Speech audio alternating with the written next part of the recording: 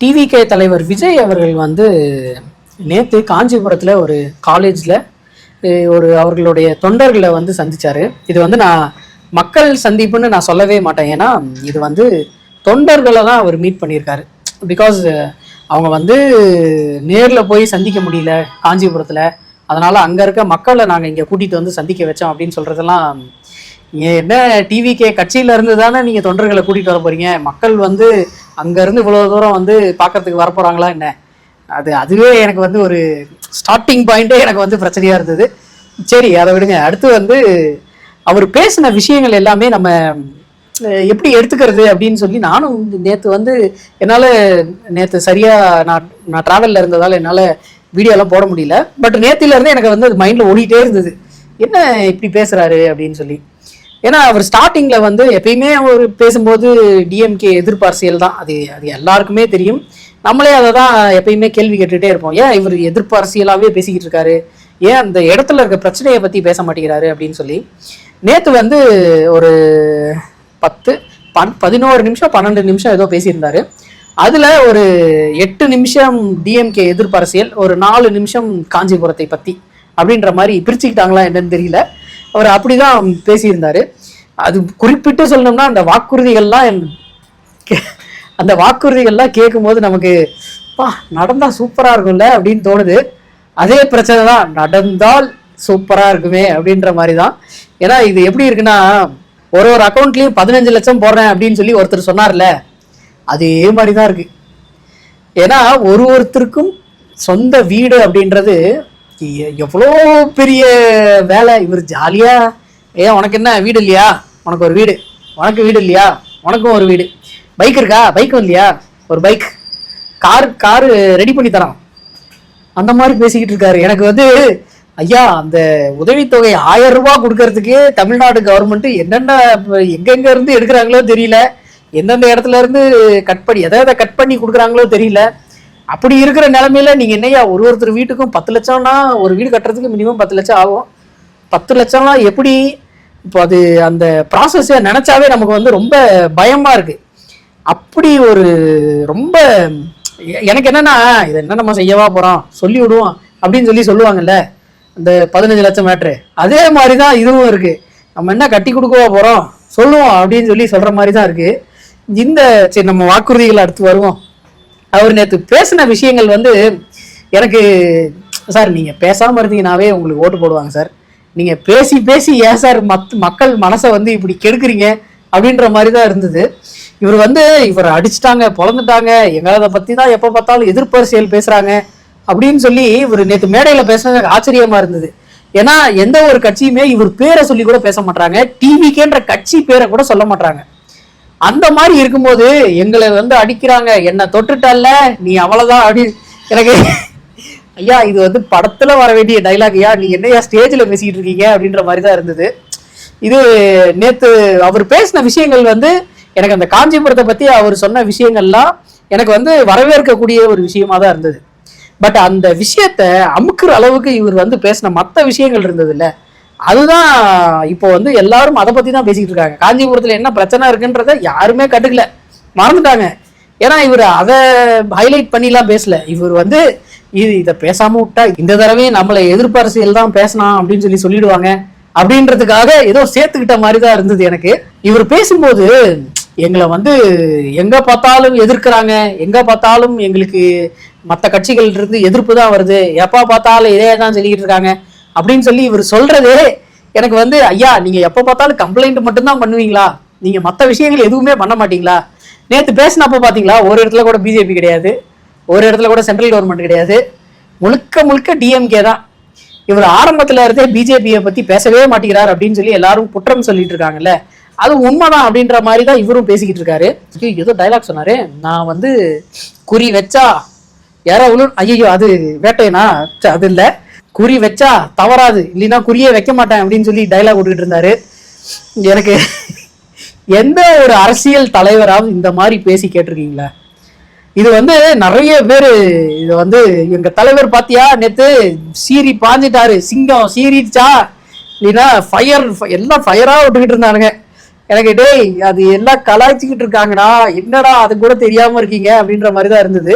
முக்கியமா சொல்லணும்னா இந்த தற்குறின்ற வார்த்தை இது இதுக்கு முன்னாடி யாரும் பெருசா யூஸ் பண்ணது கிடையாது. இந்த திட்டும் போது கூட என்னென்ன வார்த்தையை சொல்லி திட்டுறாங்களோ தற்குறின்ற வார்த்தையை யாரும் யூஸ் பண்ணது கிடையாது. இந்த டிவிக்கே உள்ள வந்ததுக்கு அப்புறம் தான் இந்த வார்த்தைக்கே ஒரு வடிவம் கிடைச்சிருக்கு அப்படின்னு சொல்லலாம்.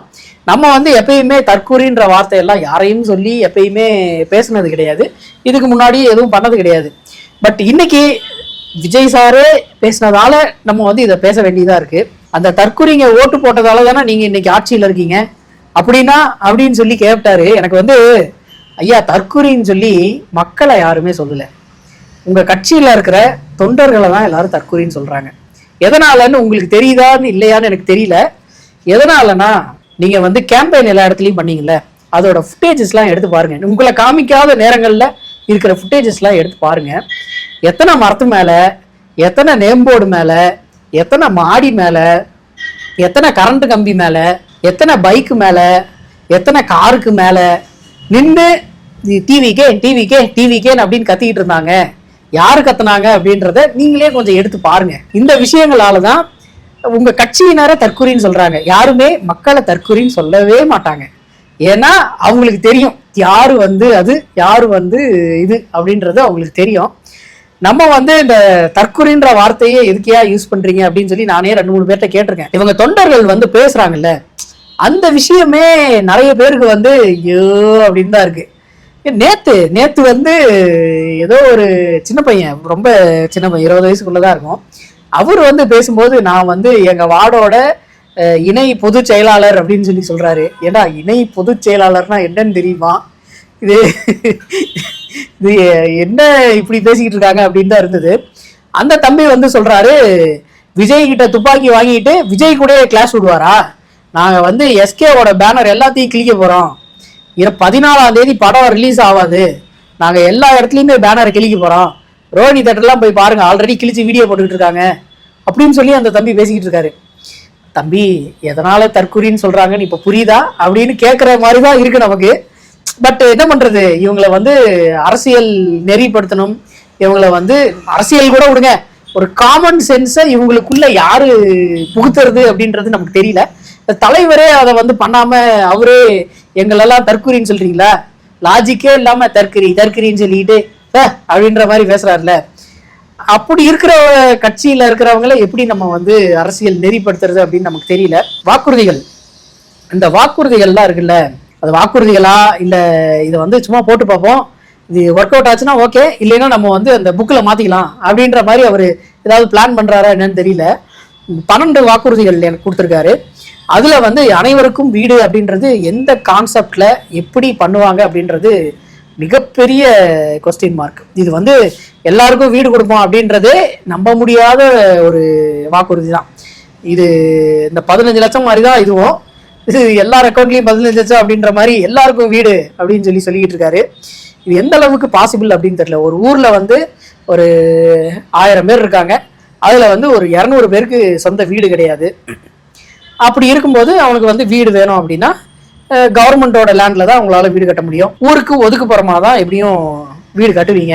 அது எப்படி இங்க சென்னையில இருக்கிற மாதிரி ஹவுசிங் போர்ட் மாதிரி கட்டுவீங்களா, இல்ல தனித்தனி வீடா கொடுப்பீங்களா? அப்படியாக இருந்தாலும் அது எவ்வளோ செலவாகும், எந்த அளவுக்கு அதுக்கு செலவு. ஒரு மாசத்துக்கு மகளிர் உதவித்தொகை 1000 ரூபாய் கொடுக்கறதுக்கே எத்தனை 1000 கோடிகள் செலவாகுது. அப்படி இருக்கும்போது ஒரு வீடு கட்டுறதுக்கு மினிமம் 10 lakhs அப்படின்னு வச்சுக்கிட்டா கூட எத்தனை லட்சம் கோடிகள் வேணும். அதை பத்தி எதுவுமே யோசிக்காம எல்லாருக்கும் தனித்தனியா வீடு கட்டி தரேன் போ போ அப்படின்னு சொல்லிதான் வாக்குறுதி அள்ளி தெளிச்சுக்கிட்டு இருந்தாரு. இந்த பைக்கு இப்போ 80% ஆஃப் த தமிழ் பீப்புள்கிட்ட பைக் இருக்கு.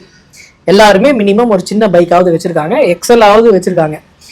எங்க ஊர் ஒரு சின்ன கிராமம் தான். எங்க ஊர்ல விவசாயம் பண்ற எல்லாருமே பைக் வச்சிருக்காங்க. கூலிக்கு வேலைக்கு போறவங்களும் மோஸ்ட்லி பைக் வச்சிருக்காங்க. இது பைக் இல்லாம ஒரு ஊரே இருக்கு அப்படின்னு சொல்லி எந்த ஊரையுமே நம்ம காமிக்க முடியாது. சரி, பைக்குக்கு இப்போ ஆல்ரெடி நிறைய பேருக்கு மானியம் கொடுக்குறாங்க, நிறைய பேர் பைக் வாங்குறாங்க. அதுவும் நீங்க சொல்ற மாதிரி ஜென்சி கிட்ஸ் அவங்க எல்லாமே டூக்கு தான் எனக்கு வேணும் அப்படின்னு சொல்லி இறங்குறாங்க. இல்லைன்னா R15 ராயல் என்ஃபீல்டு அந்த மாதிரி போகிறாங்க. அந்த மாதிரி இருக்கும்போது நான் வந்து பைக் எல்லாருக்கும் கொடுப்பேன் அப்படின்றது எப்படி எடுத்துக்கிறதுன்னு தெரியல. இதுக்கு ஒரு 10 லட்சம் கோடின்னு வச்சுக்கோங்க, பைக்குக்கு ஒரு 1 லட்சம் கோடி, அடுத்து வந்து கார் எல்லார் வீட்லேயும் வாங்கறதுக்கான வழிவகை செய்து தரப்படும் அப்படின்னா எப்படி எனக்கு புரியலையே. இப்போ எனக்கு வந்து கார் வாங்கணும், நான் வந்து ஆல்ரெடி பைக் வச்சுருக்கேன், நான் கார் வாங்கணும், எப்படி எனக்கு வழிவகை பண்ணுவீங்க? என் அக்கௌண்ட்டில் காசு போடுவீங்களா? இல்லை நான் வந்து 5 லட்சம் வச்சுருக்கேன்னா நீங்கள் 5 லட்சம் போட்டு எனக்கு 10 லட்சத்துக்கு ஒரு கார் வாங்கி கொடுப்பீங்களா? 5 லட்சம் மானியம் கொடுக்க போகிறீங்களா? அது எனக்கு புரியல, அந்த விஷயமும் எனக்கு புரியல. பட் அதுக்கப்புறம் வந்து எல்லா வீட்லேயுமே ஒரு பட்டதாரியை உருவாக்க போகிறோம் அப்படின்னு சொல்கிறாரு. ஆல்ரெடி தமிழ்நாட்டில் நிறைய பட்டதாரிகள் வேலை இல்லாமல் இருக்காங்க. அவங்களுக்கு என்ன பண்ண போகிறோம் அப்படின்றத அவர் சொல்லலை. எல்லார் வீட்லேயும் ஒருத்தருக்கு வேலை உறுதி அப்படின்றாங்க. 5000 சீட்டுக்கு 5 லட்சம் பேர் 10 லட்சம் பேர்னு எக்ஸாம் எழுதிட்டு இருக்காங்க. அப்படி இருக்கும்போது வீட்டுக்கு ஒருத்தருக்கு வேலை அப்படின்றது என்ன அடிப்படையில், என்ன கணக்குலன்னு சொல்லி நம்ம எடுத்துக்கிறது? எனக்கு அதுவும் புரியாத ஒரு விஷயம். அது விட்டுருங்க. அடுத்து வந்து அரசு மருத்துவமனைகளை மேம்படுத்த போகிறோம், இந்த பயம் இல்லாமல் போகிறதுக்கு ஏற்பாடு படுத்துவோம் அப்படின்னு சொல்லியிருந்தாரு. சார், நீங்கள் அரசு மருத்துவமனைக்கு போயிருக்கீங்களா? என்னைக்காவது ஒரு நாளாவது போயிருக்கீங்களா? உங்களுக்கு அங்கே எப்படி இருக்கும்னு தெரியுமா? நான் வந்து ப்ரைவேட் ஹாஸ்பிட்டல்ஸ் தான் 5 வருஷத்துக்கு முன்னாடி போய்கிட்டு இருந்தேன். பட் இப்போது நான் வந்து எங்கள் ஊருக்கு போகிறேன் அப்படின்னா, எங்கள் ஊரில் எனக்கு பிரச்சனை இல்லை, என் ஒய்ஃபுக்கு ஏதாவது ஃபீவரு, என் பொண்ணுக்கு ஏதாவது ஃபீவர் அப்படின்னா ஸ்ட்ரைட்டாக நான் கவர்மெண்ட் ஹாஸ்பிட்டல் தான் போகிறேன். அங்கே வந்து நீங்கள் முன்ன நினைக்கிறீங்கல்ல ரொம்ப கலீஜாக இருக்கும், அப்படி இப்படி இருக்கும், அதெல்லாம் ஒன்றும் கிடையாது. எங்கள் ஊரில் ஹாஸ்பிட்டல் வந்து அவ்வளோ சூப்பராக மெயின்டைன் பண்ணுறாங்க. எத்தனை மணிக்கு போனாலும் டாக்டர் இருக்காங்க. நீங்கள் வந்து நாங்கள் போன அப்புறம் டாக்டர் வருவார் அப்படின்லாம் கிடையாது. நாங்கள் போகும்போதே டாக்டர் இருக்காங்க. பார்த்துட்டு என்ன டேப்லெட் கொடுக்குறாங்களோ அதை வாங்கிட்டு வந்து சாப்பிட்டு எங்களுக்கு சரியாகுது. அப்படி இருக்கும்போது நான் எதுக்கு ப்ரைவேட் ஹாஸ்பிட்டலுக்கு போகணும் அப்படின்றதால நான் ப்ரைவேட் ஹாஸ்பிட்டலே போகிறதில்ல. Full and full government hospital தான். எனக்கு இந்த விஷயம் வந்து எங்கேயாவது ஒரு இடத்துல பிரச்சனை நடக்குது, இல்லை ஒரு ஊரில் வந்து ஒரு 100 கிராமம் இருக்குன்னா ஒரு 5 கிராமத்தில் அந்த பிரச்சனை இருக்குது அப்படின்றத நான் ஒத்துக்கிறேன். நீங்கள் எல்லா இடமும் 100% அப்படின்னு சொல்லி நம்மளால சொல்ல முடியாது. பட் நீங்கள் சொல்கிறத பார்த்தா 95% வந்து இங்கே வேலை செய்யல அப்படின்ற மாதிரி தான் நீங்கள் சொல்கிறீங்க. அது எந்த விதத்தில் ஏற்றுக்கிறதுன்னு நமக்கு தெரியல. தொழில் வளர்ச்சியில் வந்து தமிழ்நாட்டை இன்னும் அடுத்த லெவலுக்கு கொண்டு போக போகிறோம் அப்படின்றாரு. ஆல்ரெடி தமிழ்நாடு 2வது இடத்துல தான் இருக்குது. இதுக்கு மேலே அடுத்த லெவல்னா ஃபர்ஸ்ட் லெவல் இன்னும் 1 வருஷம் விட்டால் அதுவே வந்துடும். அப்படி இருக்கும்போது இன்னும் அடுத்த லெவல் அப்படின்னா எப்படி, என்ன கணக்கு, அது தெரியல. அது வந்து இந்த மாதிரி வாக்குறுதிகள்லாம் எப்படி மக்கள் எடுத்துக்குவாங்க அப்படின்றது இந்த வீடுன்ற மேட்டர்லேயே முடிஞ்சு போச்சு. வீடு கொடுக்குறேன் அப்படின்னும் போது மக்கள் வந்து உஷாராயிருவாங்க. என்னையா 1000 ரூபான்றதை நம்பலாம், 10 லட்ச ரூபான்றதை இப்படியா நம்புறது அப்படின்ற மாதிரி வந்துருவாங்க. இந்த மகளிர் உதவித்தொகைக்கே எத்தனை ஃபில்ட்ரேஷன், ஏகப்பட்ட ஃபில்ட்ரேஷன். அது ஐடி ஃபைல் பண்ணால் கிடையாது, வீட்டில் கார் இருந்தால் கிடையாது, அந்த மாதிரி நிறைய ஃபில்ட்ரேஷன் பண்ணி தான் இவங்க வந்து அந்த 1000 ரூபாயை கொடுக்குறாங்க. அப்போ இந்த வீட்டுக்கு என்ன பண்ணுவாங்க, எத்தனை ஃபில்ட்ரேஷன் பண்ணுவாங்க தெரியல. அது அவங்களுக்கும் தெரியாதுன்னு நினைக்கிறேன். ஓகே, ஏதோ சொல்லணும்னு நினச்சாங்க, சொல்லிட்டாங்க. அடுத்து வந்து என்னை தொட்டுட்டல்ல அப்படின்னு சொல்லி அவர் கேட்டது, யார் உங்களை தொட்டா? ஐயா, ஒருத்தர் பேரை சொல்லுங்க, ஒருத்தர் உங்கள் கட்சி பேரை சொல்லி, உங்கள் பேரை சொல்லி யாராவது திட்டினாங்க அப்படின்னு சொல்லுங்க. யூடியூபர்ஸை தவிர யாரு சொன்னாங்க அப்படின்னு சொல்லுங்க. உங்க கட்சி பேரை சொல்றதுக்கும் உங்க பேரை சொல்றதுக்குமே யாருமே முன் வரல. எல்லாருமே அந்த கட்சி இந்த கட்சின்னு சொல்லிதான், புதுசா ஆரம்பிச்ச கட்சின்னு சொல்லிதான் பேசிட்டு இருக்காங்களே தவிர உங்க கட்சின்ற பேரையே எங்கேயும் சொல்லாதப்போ அப்புறம் என்ன தொட்டுட்டல்ல, அது அது எனக்கு புரியல. ஒரு முக்கியமான விஷயம் நடந்திருக்கு. என்னன்னா, காங்கிரஸ் வந்து டிவிகே கூட ஒன்னா சேர்ந்து அடுத்த எலெக்ஷனை வந்து சந்திக்க போறாங்க அப்படின்னு சொல்லி நடுவில் நிறைய பேர் பேசிட்டு இருந்தாங்க. பட் அந்த மாதிரிலாம் எதுவுமே கிடையாதுங்க. அவங்க வந்து டிஎம்கே கூட கூட்டணி அமைக்கிறதுக்கு 5 பேர் கொண்ட குழு வந்து அமைச்சிட்டாங்க. அதில் வந்து அவங்களுக்கு டிஸ்கஷன் போயிட்டு இருக்கு. இதை வந்து நிறைய பேர் எப்படி எடுத்துப்பாங்கன்னு தெரியல. பிகாஸ் டிவிகே வந்து ஏடிஎம்கே கூடயும் போகாது அப்படின்னு சொல்லிட்டாங்க, காங்கிரஸ் கூடயும் இப்போ இல்லைன்னு ஆயிடுச்சு. அடுத்து வந்து யார் கூட்டணி சேருவா? இல்லை எனக்கு கூட்டணியே வேணாம், நாங்கள் தனியாக நிற்க போகிறோம் அப்படின்னு நினைக்கிறாங்களா என்னன்னு தெரியல. தனியாக நின்னாவே நாங்கள் வந்து 234 தொகுதியில் 235 தொகுதி வின் பண்ணிடுவோம் அப்படின்னு நினைக்கிறாங்களா என்னன்னு தெரியல. என்னடா ஒன்று சேர்த்து சொல்கிறேன்னு சொல்கிறீங்களா? அதெல்லாம் அப்படிதான் சொல்லுவாங்க. அதே மாதிரி நானும் சொல்லிடுறேன். தற்குறி மேட்டர்ல அவர் ஒண்ணு சொன்னாரு. தற்குறின்னு சொல்லிட்டு இருக்கீங்கல்ல, இது தற்குறி இல்ல, ஆச்சரிய குறி, மாற்றத்திற்கான அறிகுறிலாம் இல்லையா, இது பெரிய கேள்விக்குறி. அதை விட்டோம்னா பெரிய அபாய குறி தான் இது. நம்மள தப்பா பேசிட்டாங்கன்னு இவரு ட்ரிகர் ஆகி பேசிக்கிட்டு இருக்காரு. இவரு மத்த எல்லாரையுமே தப்பா பேசிக்கிட்டு இருக்காரு. இந்த கட்சியில பாத்தீங்கன்னாலும் கோவப்பட்டு யாருமே பேச மாட்டாங்க, ஜாலியா சிரிச்சுக்கிட்டே வச்சுட்டு போவாங்க. அந்த மாதிரிலாம் அவர் கிடையாது. இவர் அப்படியே கோவப்பட்டு அப்படியே படம் நினைச்சிட்டாருன்னு நினைக்கிறேன். இப்படி கையை இப்படி முறுக்கின உடனே நரம்பெல்லாம் ஏறி அப்படியே கண்ணெல்லாம் செவந்து அந்த மாதிரி இருக்கணும்னு நினைக்கிறாருன்னு நினைக்கிறேன். பட் இதுக்கும் அந்த தற்குறின்னு சொன்னதுக்கு கூட பின்னாடி இருந்து எல்லாரும் நம்ம தற்குறி அந்த மாதிரி தான் கத்திக்கிட்டு இருந்தாங்க அந்த கூட்டத்துல. இது ஒரு தலைவர் தொண்டர்களை சந்திக்கிறதுக்கு எந்த இடத்துலயாவது ஃபுல்லா தகரம் அடிச்சு பார்த்துருக்கீங்களா? இங்க தகரம் அடிச்சிருக்காங்க ஃபுல்லா. யாரும் எகிரி குச்சி போயிடக்கூடாதுன்னு சொல்லி தகரம் அடிச்சிருக்காங்க ஃபுல்லா. விஜய் அவர்கள் இந்த மாதிரி பேசுறாருல, இவர் இந்த பேசுற விஷயம் கூட இப்போ 27ஆம் தேதி கரூர்ல செப்டம்பர் 27ஆம் தேதி பிரச்சனை நடந்துச்சு. அதுக்கப்புறம் எத்தனை தடவை இவர் வெளியே வந்திருக்காரு நீங்களே எடுத்து பாருங்களேன். எத்தனை தடவை வந்திருக்காரு? 27ஆம் தேதி வெளியே வந்தாரு, 3 நாளைக்கு அப்புறம் வீடியோ போட்டாரு. அடுத்த ஒரு மாசத்துக்கு அப்புறம் மகாபலிபுரம்ல எல்லாரையும் மீட் பண்ணாரு. அதுக்கப்புறம் ஒரு 15 நாளைக்கு அப்புறம் வெளியே வந்தாரு. திரும்ப இப்போ வந்திருக்காரு. ஒரு 2 மாசத்துல 4 தடவை மட்டும் வெளியே வந்து அரசியல் பண்றவர் எப்படி நான் அடுத்த சிஎம் அப்படின்னு சொல்லி சொல்றாருன்னு எனக்கு தெரியல. அவர் கூட இருக்க எல்லாருமே மோட்டிவேட் பண்ணிட்டே இருப்பாங்கன்னு நினைக்கிறேன். நீங்க தான் சிஎம் அப்படின்னு. எனக்கு அது புரியல. அவர் ரியாலிட்டியை தாண்டி இன்னும் அந்த படம் இதுலயே தான் இருக்காரு. பிளாஸ்ட் அப்படின்றாரு. என்ன பிளாஸ்ட்ன்னு தெரியல. இது மக்கள் தான் இப்போ முடிவு பண்ற நிலைமையில இருக்காங்க. நீங்க படத்துல நடிக்கிறீங்களா இல்ல நிஜத்திலேயே நடிக்கிறீங்களா அப்படின்னு சொல்லி மக்கள் தான் முடிவு பண்ணுவாங்க. அது சந்தேகமே வேணாம். அவங்க இதெல்லாம் பார்ப்பாங்கல்ல. நீங்க சும்மா நீங்க ஃப்ரீயா வீடு கொடுக்குறேன் அப்படின்னு சொல்றதை எந்த அளவுக்கு அவங்க நம்புவாங்கன்னு நீங்களே யோசிச்சு பாருங்க. இது என்ன பீகார், ஜார்க்கண்டு, ராஞ்சின்னு நினைச்சீங்களா நீங்க சொல்றது எல்லாத்தையும் நம்புறதுக்கு? எல்லாம் தெளிவா இருக்காங்க. நீங்க ஒரு தப்பு பண்ணாலும் அதுல கேள்வி கேட்கறதுக்கு ரெடியா இருக்காங்க. உங்க தொண்டர்களும் ரசிகர்களும் நீங்க என்ன பண்ணீங்கனாலும் உங்களை கேள்வி கேட்க மாட்டாங்க.